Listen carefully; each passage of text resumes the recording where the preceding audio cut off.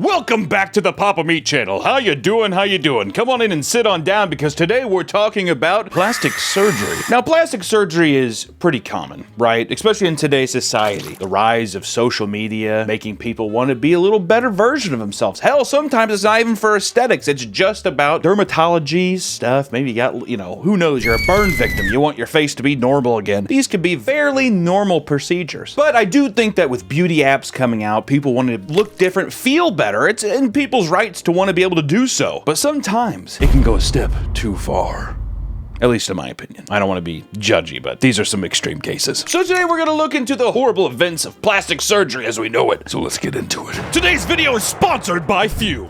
If you have an unhealthy addiction, then maybe it's time to try Fume. Once you form a bad habit, it's hard to take a break. And usually quitting cold turkey is the absolute worst thing someone could do. Let Fume fill the void in a natural, guilt-free way. You can still get your fix, just with healthier options. Fume's innovative, award-winning device is a sleek, lightweight, and can help you kick your habit. Fume is completely natural and replaces vapor with flavored air. Instead of harmful chemicals, users can enjoy Fume's refreshing flavors like crisp mint, sparkling grapefruit, orange vanilla, and raspberry lemon. Right away, you'll find out that Fume device is easy to use and tastes surprisingly fresh. For many people, using the Fume device can also be a relaxing way to deal with anxiety and de-stress. Stopping is something we all put off because it's hard. But switching to Fume is easy, enjoyable, and even fun. Fume has served over 150,000 customers and has thousands of success stories. And there's no reason that can't be you! Join Fume in accelerating humanity's breakup from destructive habits by picking up the Journey Pack today. Head to tryfume.com/papameat or scan the QR code and use code PAPAMEAT to get 10% off when you get the Journey Pack today. The Fume Solano launched last November, and you can upgrade your Journey Pack to the Solano to enjoy the premium walnut barrel and onyx black-coated mouthpiece that has a smoother finish and still get 10% off. That's tryfum.com and use code PAPAMEAT to save an additional 10% off your order today. Thank you to Fume for sponsoring this video, and back to the video. Plastic surgery or cosmetic surgery is surgery done for the specific purpose to improve the appearance through reconstruction of tissue due to defect, illness, or trauma. Or maybe you just have a lot of money and you want to change it up. I'm gonna be a new me. Contrary to its name, plastic surgery or cosmetic surgery has no correlation with plastic at all. Plastic surgery gets its name from the artificial nature of the procedure, but from the Greek word plastikos, which means mold or to give form. Those Greeks always had something to say, didn't they? It's actually plastikos, to give form. You know how it is. More German than Greek, doesn't matter. When you think of plastic surgery, you probably think of it as a modern day procedure. But in fact, humans have been documented performing non-medically necessary surgery since as early as 2000 BC, or if we have some liberals in chat, BCE. Calm down in the comment section, guys. I hear you. We say BC on this channel. Before Christ. I don't want anybody talking about before Common Era, dude. It's before Christ. Most of these were to treat facial and skin injuries. An extreme example would be people in India having their nose cut off as punishment. Is that plastic surgery or is that just punishment? No, that's just cutting off a man's nose. Technically, it's a cosmetic surgery, just not one you voluntarily have. Boom, boom.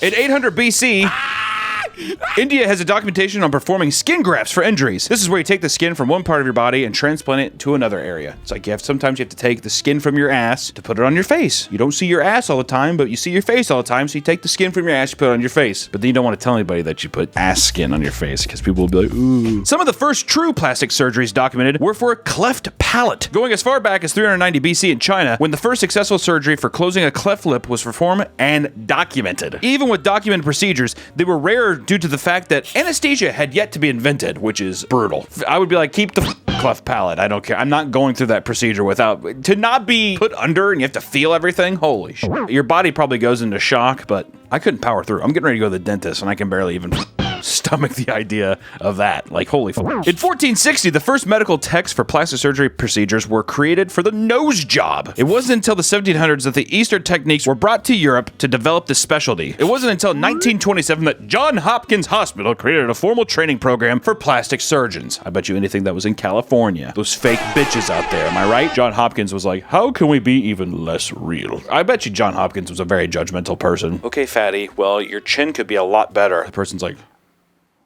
Really? And this is also Great Depression era, too. John Hopkins being like, you got a lot of uggos walking around the streets. A lot of poor bitches walking around looking extremely ugly. Early uses of plastic surgery were primarily for people suffering from birth defects, physical trauma, cancers, infections, and growths. It wasn't exceedingly uncommon to undergo procedures for the singular purpose of aesthetics until the invention of antibiotics and best hygiene practices, because the risk of death from infection was prohibitively high. Basically, people were saying, I mean, you could get plastic surgery, but at the same time, you could probably fucking die. If anything, it's not like it's not respectful now. I'm gonna go on record and be like, I don't give a fuck what you do. As long as it's not affecting someone else negatively, who gives a shit? But back then, I feel like there was a lot more respect for it, because someone's just like, that nose looks great, and you could have fucking died for that nose. Are you kidding me? Good on you, Todd.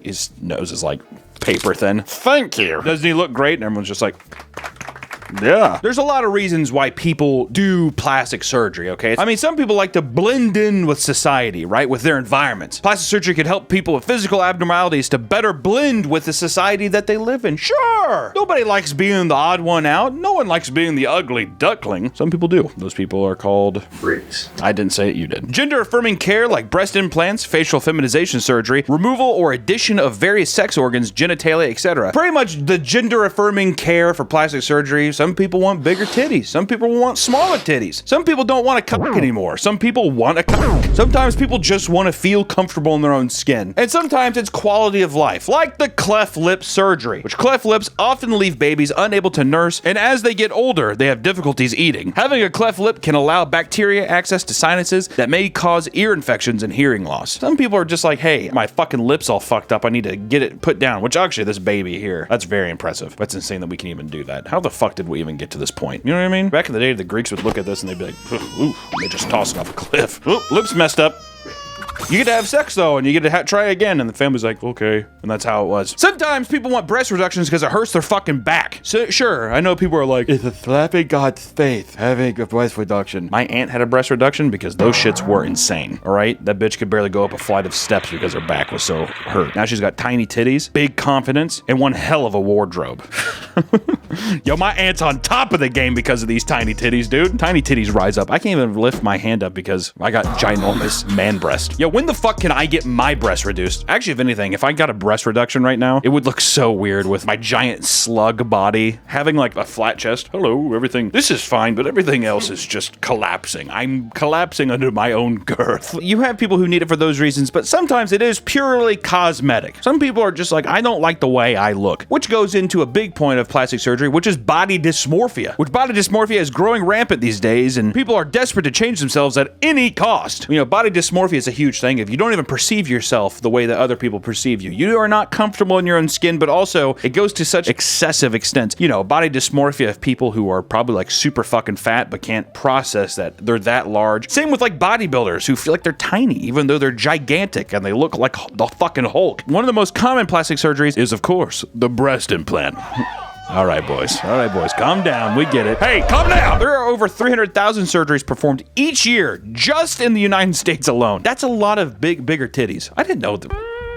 Kind of hard to think that titties could be universally so small to where people feel like they have to make them bigger. You know what I bet it is? I bet a lot of the titties are fine and people are just being greedy. I'm not body shaming anybody. I just want to say, if you have fine titties, leave the fine titties alone, dude. Everybody likes a nice titty. No one likes the titties where it looks like a handmade Indian carved bowl just like tucked under your chest. And they're like two separate and you have that giant flat divide. It's like looking at the Salt Lake in Utah. Beautiful mountains on each side, but just a barren flat oasis in between. Tragic. The first breast augmentation was done in 1895 by Dr. Vincent Sindri, also known as the happiest doctor on planet Earth, where he implanted a lipoma, a fatty growth, into a 41-year-old singer after she had a partial mastectomy, which is you had to get some of your titties ice cream scooped out and you throw it away the cancer. The breast was smaller and firmer than the opposite, but nonetheless, she was in perfect health. So one titty was a little softer, one was a little more firm. If anything, I bet the guy was just like, this is dealer's choice. All the other guys, he's like, what, both your wife's tits feel the same? It's like almost like getting to flip this. It's like when you like your hot pillow sometimes, but then you can flip it over and it's the cool side. Over the years, breast implants were made out of many materials, such as glass balls, ivory, rubber, cartilage. Ugh. Wool, gutta percha, polyethylene chips, and sponges. If my wife came home and she's like, I got breast implants, and then she's like, I got a glass ball breast implant, I couldn't help but feel like I'd be like, that's sick. Every time she tripped, I'd be like, there goes the glass. That cannot be safe. You fucking fall down and it's like an ornament on a tree just cracked. And she's like, on the ground. In 1899, experimentation with wax and other implants injections killed many women. Took a bit of a dark turn. In 1945, it was reported that Japanese prostitutes used paraffin and goat's milk injections to help shape their breast. That'd be crazy, dude. Get a Japanese prostitute in 1945 and you're just like, Let me suck your titties a little bit. you just taste nothing but goat's milk. Yeah, why the fuck does this taste like goat's milk? She's like, don't worry about it. You're being insane. It wasn't until 1961 when the first silicone breast implants emerged. Originally, they used to be injected directly into the breasts of the women, which would result in silicone granuloma and hardening of the breast. Both of these problems would require a mastectomy for treatment. I think I knew somebody on my street growing up that had one of those original ones where they had right into the tit, because every time you gave her a hug, it was like hugging like a rock creature. Remember as a kid, I asked my mom, like, does it hurt? My mom was like, probably. Which looking back at it, I'm like, all right, you bitch, Jesus. It was tested on one dog before being approved to use on a human woman. What? The dog just, he's just sitting there and all of a sudden they go to one of its tits and they're just like, you think they injected it near the dog's nipple? I'm imagining a perfect human woman's breast on a dog now, near their stomach.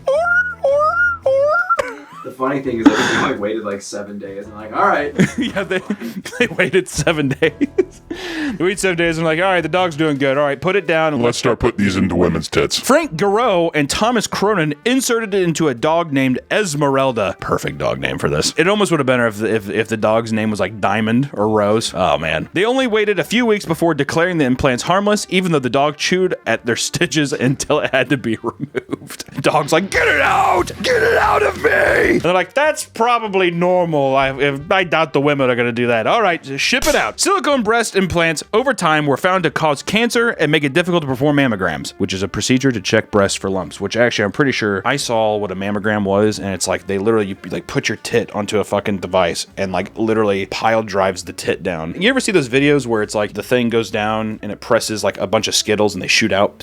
They put their fucking tit and like put it up on the hydraulic press and he has like a button and they're like, okay. But it's like going down. I was like, holy shit. Imagine you had to do that with your balls. Nope. All we have is a doctor that holds our balls in our hand and he like does this and he's like, you been feeling weird lately? You got also the finger. I've never had a finger inside me yet. 5 more years. Are you saying like it's a Groundhog's Day or something? Puts it inside me. He's like, uh-oh, 8 more weeks of winter.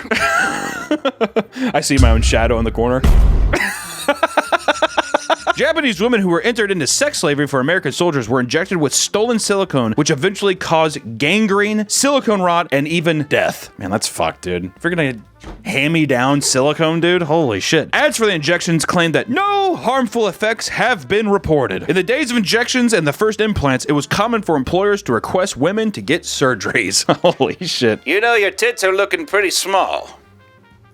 Just like 8 a.m. wasted on scotch. We're gonna make your tits real big. Huge.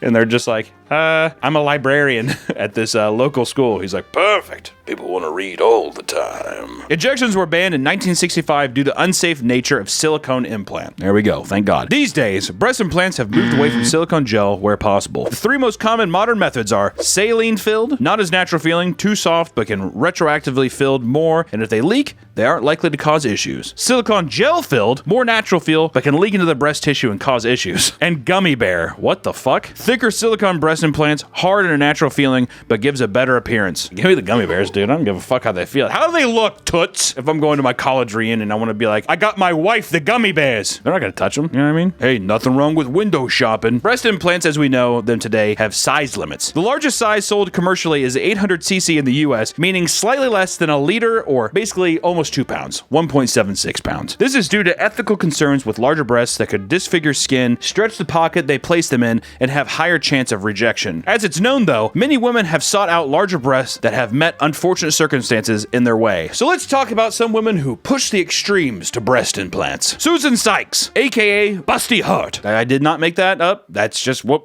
That's what it was online. She was a 63-year-old stripper who had 34 breast implants, earned enough money to buy a nightclub, a strip club, and a literal island. The sagging breast tissue from the weight distorted her stomach until she needs a tummy tuck, but her breasts are too large to effectively do the surgery. Is this the botch thing? Is this her here? She crushed a can with her breast. All right, she's bringing out a fucking watermelon now. The silicone in her tits are so hard that she's able to destroy a fucking watermelon. Look at these guys. Oh my god. Is this the goddess Aphrodite in front of me crushing these watermelons with her tit? Next up, we have Brian Mammaries. Like mammary glands, get it?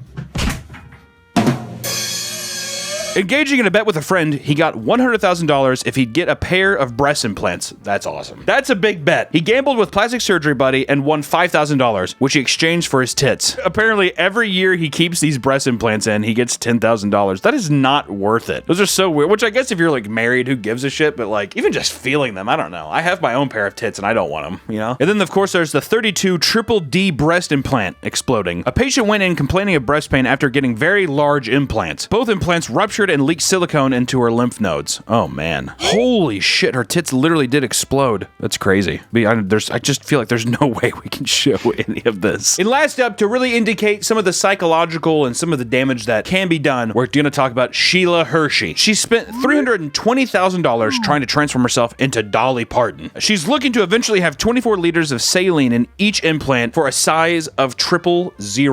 Have you ever heard of that? Me neither. Her skin will not stretch that much, and the skin between her breast will eventually distend, creating a uniboob, as with many large-breasted implants. Awesome. I don't care what anybody says. Awesome. She seeks to earn the title of world's biggest boobs. And in 2005, an infection after liposuction and her rib removal nearly killed her. One of 2 near-fatal infections. And here's a little image of all the procedures she's done. She's had 38 breast surgeries, 28 liposuctions, 5 no surgeries, 190 cc's of butt implants, 2 floating ribs removed, 2 tummy tucks, eyebrow lift, countless Botox and fillers, breast surgery for triple O cup boobs, 2 ribs removed, 2 more ribs removed, pending. And lastly, the 360 liposuction and tummy tuck and fat transfer to hips, and that is also pending. What I say to Sheila is good luck, God bless. You are an anomaly. You are a shooting star. That's meant to be a compliment. Not like a shooting star is like a dying star. That's not what okay. There's also people who get addicted to these highs and can't stop getting the procedures. Like Mary Magdalene, who was left with an alien uniboob earlier this year after one of her size 38J breast implants exploded in her chest. She has since upgraded to a much larger 1000cc implants with silicone expanders installed so she can fill them up at home herself. That's awesome. Mary has stated that she, quote, has been trapped in a never-ending cycle of plastic surgery, and that, quote, it's not a fun little adventure anymore, it's just draining in every possible way. That's extremely sad. I don't know why the fuck we had to include that. The before picture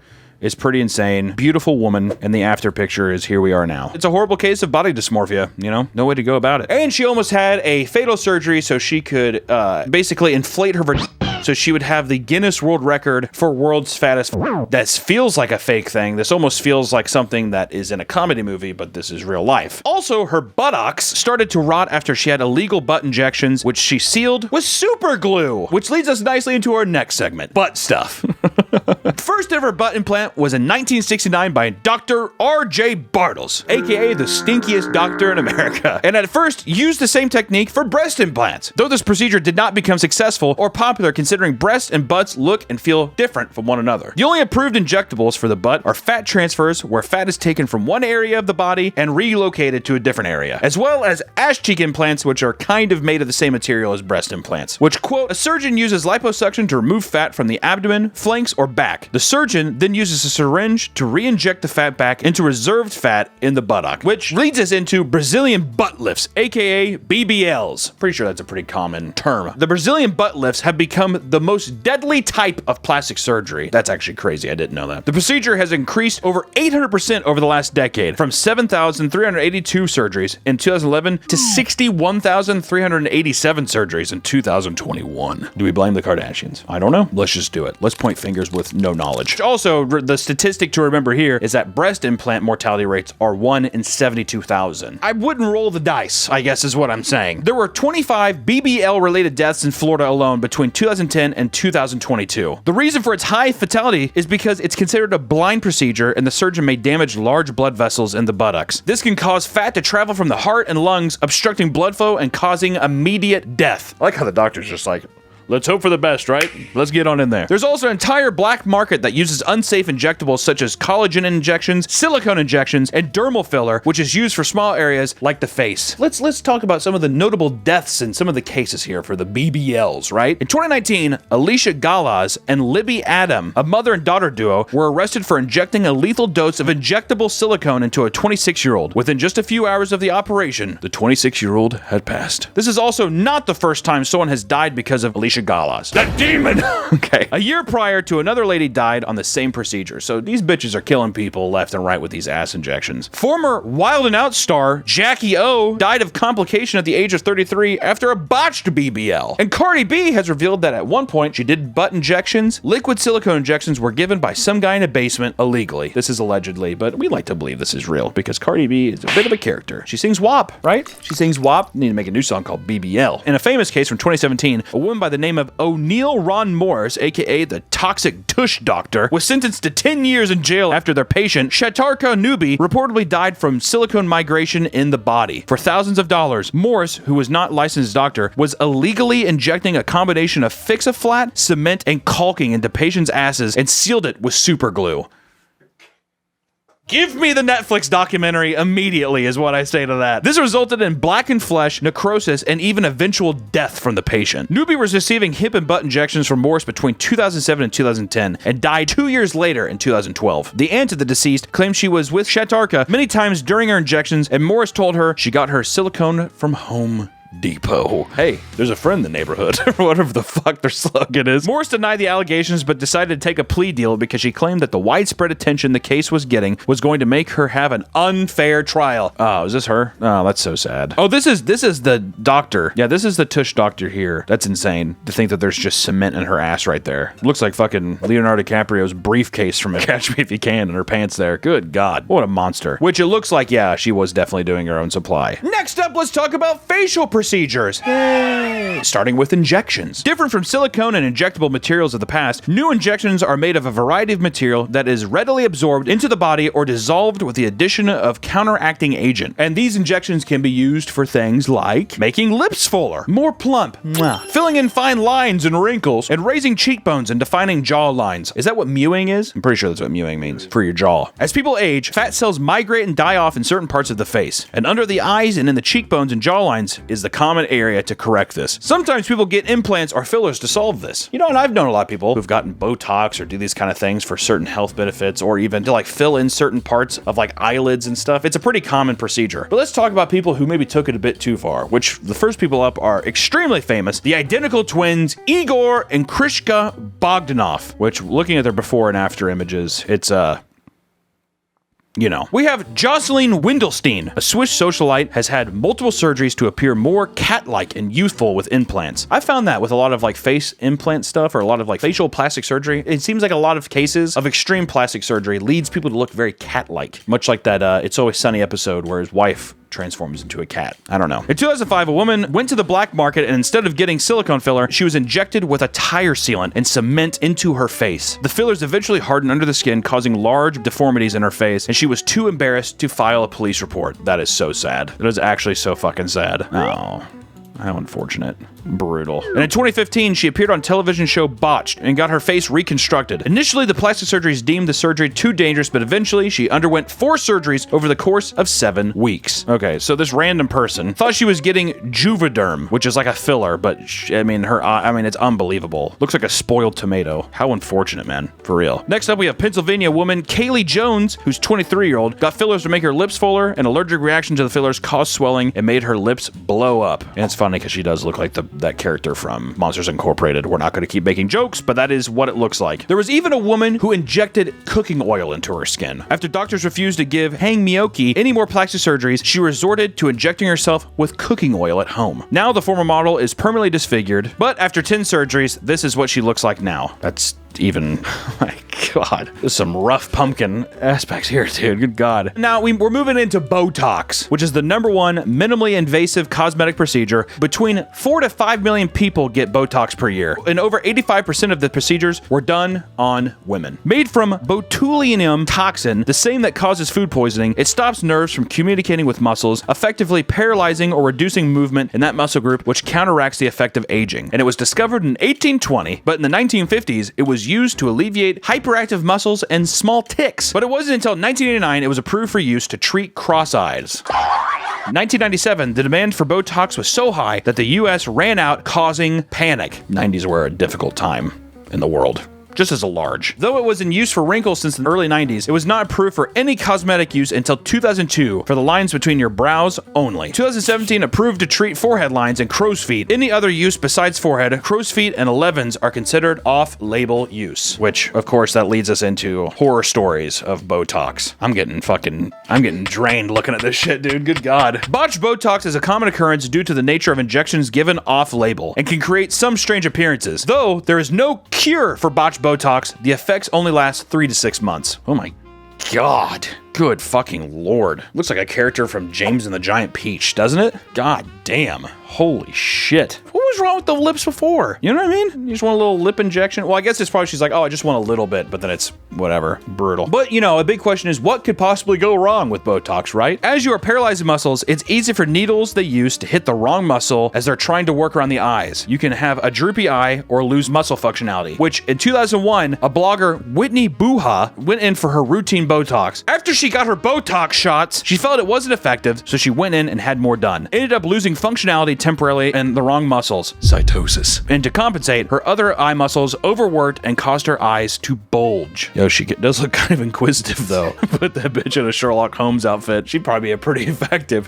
TikTok user Megan Hare got Botox in her chin, which caused her face to draw up and lost movement in her jaw. That would actually fuck me up, not being able to like open your mouth. Crazy. I do like how the thing says get Botox in your chin, they said. WTF? A lot of surgeries are not driven by age or time factors, but a general dissatisfaction with the human body in general. Unrealistic standards from camera filters have exacerbated these issues as fast as medical advances can be made to create procedures. The drive for larger and larger lips has created a black market and unethical practices. Women are getting lips of such size and volume that they no longer look in the realm of aesthetically pleasing. In my opinion, we're dipping into cartoonish levels, I want to say. Acme is making lip fillers. That's a good joke. Damn fine joke.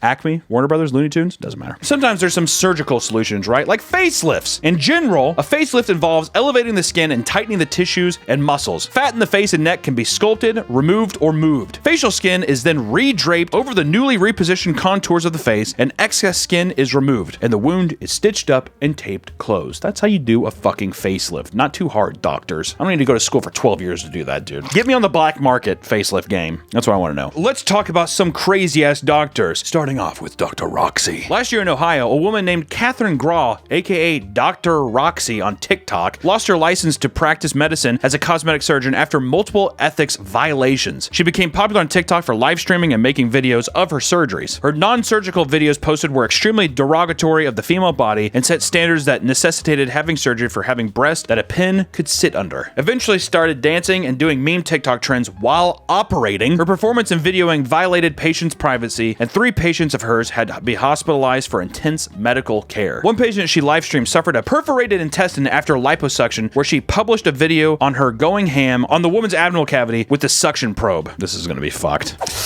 Oh, that is brutal. Holy shit. Surgeries were performed at a facility that was not licensed to do so, and her recovery house was not staffed by any medical professionals. This bitch looks like the devil already. You know, I bet she could throw a mean punch. I can tell you that right now. Like, lay your ass out in one big swing. On TikTok, we've been seeing a guy pop up a lot lately named Dr. Kim from South Korea, who has gained notoriety for his extreme facelifts. They've caused a little bit of controversy, I'll be honest, and if you look at the before and afters, it's very sad. Very sweet, innocent looking people going going in and they're just like, hi, I'm here for a procedure. And then they leave looking like the Phantom of the Opera. Like, I don't, like, it's pretty brutal. Normal lifts take skin from near the ears and at the temple hairlines. Dr. Kim does extreme lifts under the brows, at the forehead, and around the jawlines. It's caused an open brow lift. Dr. Yon has covered some of the extreme surgeries and the flaws in it, has drawn in skin so tightly it's caused ears to pucker and curl. If the hairline recedes, the scar becomes very noticeable. Which that's one thing I found too, yeah, is when you look at those, it's like it's pulled so much that the ears are like curling in like this. It's sad, man. And I just wanted to talk about one more. This is more of body modification, but it's something that I'm still fascinated, and it's synthol. Synthol to me is one of the craziest things I've seen in terms of body modification for people who want to be bigger. I wanted to talk about Kirill Tereshin. You've probably seen him on the internet somehow, but he is the Russian Popeye, as they say. But this guy, normal looking body, has been injecting synthol into his biceps. I mean, if you look at the skin, it's stretched. I know he's even gotten some facial reconstruction done, but he's definitely not the only guy who has gotten synthol. But to me, maybe we can do a full video on it. We can gauge people's interest, but synthol is so fascinating. I know that there's people who have gotten like shoulders, near their neck, their arms, and it's just something that it will in time slowly kill them. And it's just, if anything that there's to take away from this video with plastic surgery is that there's nothing wrong with trying to fit into your own skin, right? There's nothing wrong with wanting to make sure that you feel comfortable as a human being. Never once in the video am I trying to say that it's not. But to me, there's something extremely interesting about body dysmorphia. How your own brain can trick you into thinking that you're something you're not. And especially going so far with an obsessive trait to where it becomes almost parasitic and addictive in nature. Just gotta watch out for yourself. So if I gotta say anything, love who you are and who you want to be. I appreciate you all so much for watching. And for the love of God, if your surgeon has a TikTok account, don't go to them, is what I would say to that. But anyways, I'm gonna go get some synthol injections into my my abdomen and my arms. So I'll see you next time. Bye, guys.